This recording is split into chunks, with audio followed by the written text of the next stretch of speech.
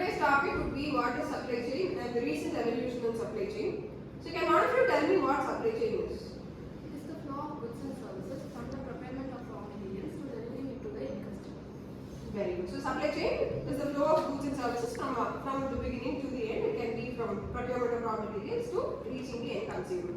So is logistics not the same thing? How different is supply chain and logistics? So supply chain and logistics are interlinked with each other. Supply chain is part of logistics. Supply chain involves coordination and integration of activities such as sourcing, procurement and management, whereas logistics focuses on movement, storage and distribution of goods and services within the supply chain. Very good. So as I told, logistics is an integral part of supply chain, whereas supply chain is an umbrella of a lot of processes. So why do organizations have to focus on an efficient supply chain strategy? Or why supply chain is important? Supply chain is like a backbone of organization. So it gives an advantage of various things like increasing the efficiency of the existing company and giving competitive advantage over their competitors and increasing their risk management ability and creating more innovation in their lineup. Thank you, Abhishek. So supply chain is important to organizations for a lot of reasons. The first thing being cost efficiency, process efficiency. So when supply chain is efficient, the organization will be able to cut down on a lot of costs. Effective handling of inventory is of great advantage in reducing wastage, again contributing to cost management. So when it comes to supply chain, like any other field, we see a lot of changes over time. Right from the concept of supply chain evolved till date, there are innumerable changes that we see.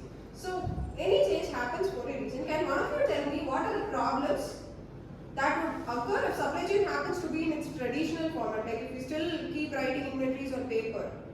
What do you think will be the problem that organizations face? It will block the flow of goods, inflow of flow of goods. If we still use pen paper for organization, we have to search for a specific line of product that we deal in, and that goes up. So if we digitalize this process, we can speed up the process of flow of goods. Very good. So, Aarti, can you tell me why digitalization is important in supply chain? If we use the digitalization in the supply chain management, if the benefits is a real-time visibility, better financial management, minimize lead times, improve decisions making and efficiency. Great. So as Aarti said, when digitalization and automation is involved, it will greatly cut down on the time that is taken to do the process. Plus, any information that you want will be available in hand at any point. Like wherever you are, you will be able to access information. It will cut down on a lot of time, again contributing to the efficiency of work. So can one of you tell me some recent concepts in supply chain? Like over the past 10-15 years, we have a lot of concepts getting evolved. So can one of you tell me a few such concepts? So the recent concept in supply chain is just-in-time, economic order quality, enterprise resource planning. Great. So these are some of the recent concepts in supply chain that we come across very frequently. Can one of you tell me what just-in-time is? It is a management strategy to the raw materials orders from the suppliers directly to the schedules. Just-in-time, as the name goes, the raw material or the finished good would reach its consumer just when the person needs, like exactly at the right time whenever the consumer would require the product should reach the consumer, and only then such a product would be able to survive in the market. It can be a raw material, like it can be a piece of wood that would reach to a wood carving industry, or it can be a piece of furniture that would reach to somebody else's home. Only when it reaches at the right time, the product will have real value. எனக்கு தேவையான போது என்கிட்ட வராம லேட்டா வந்தா the product will definitely not hold a value. So just in time ensures that everything reaches everybody at the right time. So what is economic order quantity?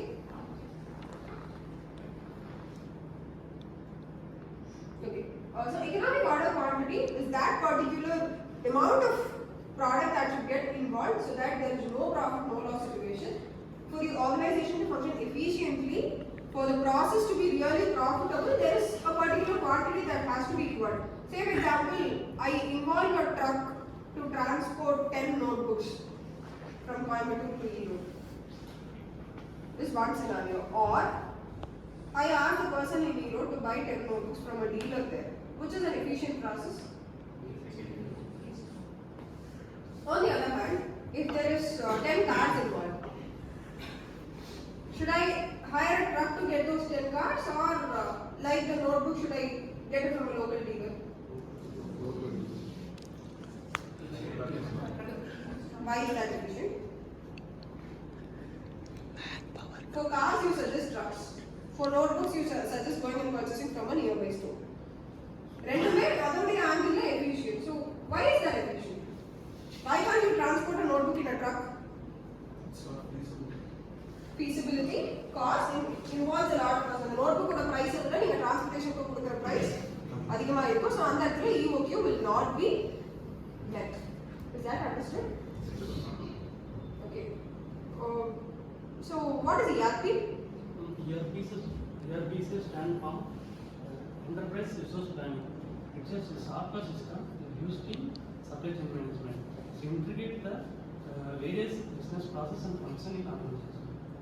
Great. So can you tell the ERP that all of us are involved in here? We are all part of some ERP. Why is that used?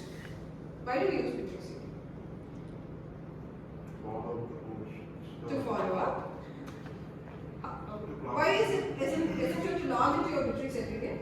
Maintaining systematic. Maintaining a systematic process for maintaining attendance, to know who's there, who's not there, to track the progress of everybody. Like you have your assignments coming in through Bitrix, you have your tasks being assigned. We as faculty, we share tasks to ourselves. So to keep a track of everything that is happening and to know how efficient all the employees inside the organization are functioning, an ERP is needed. In the same way, an ERP is also needed to know how efficient logistics and supply chain operations are happening inside an organization. So in the forthcoming units, we will be discussing elaborately on all these concepts in addition to a lot more of new other technical terminologies. Am I making it clear? So can one of you summarize the discussion that happened in today's class? Initially, we start off with what is supply chain. Like it's a broad process of planning, procuring, and producing and distributing to the customers. And the logistics, it's like a subset of focusing on transportation, warehousing, and inventory management. And we also saw about supply chain's importance. Why it is so vital for businesses? It is very important to meet the customer needs, and it also reduces cost and maximizes profit.